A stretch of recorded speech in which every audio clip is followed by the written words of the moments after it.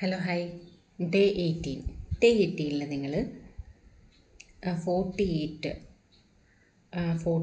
Balance portion പഠിക്കുക. പിന്നെ balance capital gain complete ചെയ്യുക. ഓക്കെ, മാക്സിമം അത് കംപ്ലീറ്റ് ചെയ്യാനായിട്ട് ശ്രമിക്കുക. പിന്നെ അക്കൗണ്ട്സ് ആണെങ്കിൽ റിട്ടയർമെൻറ്റ് മാത്രം നിങ്ങൾ നോക്കുക. ഇവിടെ കോസ്റ്റിങ്ങിൽ കോൺട്രാക്ട് കോസ്റ്റിംഗ് കുറച്ച് നിറയെ ഇല്ലുസ്ട്രേഷൻസ് ഉണ്ട്.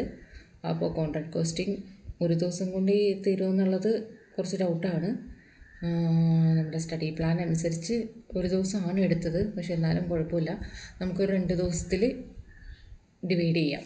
ഓക്കെ, തീരുവാണെങ്കിൽ തീരട്ടെ, അല്ലാന്നുണ്ടെങ്കിൽ 2 ദിവസത്തിൽ തന്നെ ഡിവൈഡ് ചെയ്തെടുക്കാം. കാരണം ക്യാപിറ്റൽ ഗെയിനും കുറച്ച് ഇതായിട്ടാണ് വരുന്നത്, അല്ല കുറച്ച് പോർഷൻസ് ഉണ്ടാവും കംപ്ലീറ്റ് ചെയ്യാനായിട്ട്. അപ്പോൾ അതുകൊണ്ട് കോൺട്രാക്ട് കോസ്റ്റിംഗ് പാതി പഠിക്കുക, റിട്ടയർമെൻറ്റ് അത് തീർക്കാവുന്നതേ ഉള്ളൂ, പിന്നെ ക്യാപിറ്റൽ ഗെയിൻ ഫുൾ കംപ്ലീറ്റ് ചെയ്യുക. അതാണ് ഡേ 18 എനിക്ക് തരാനുള്ള പോർഷൻസ്. ഓക്കെ.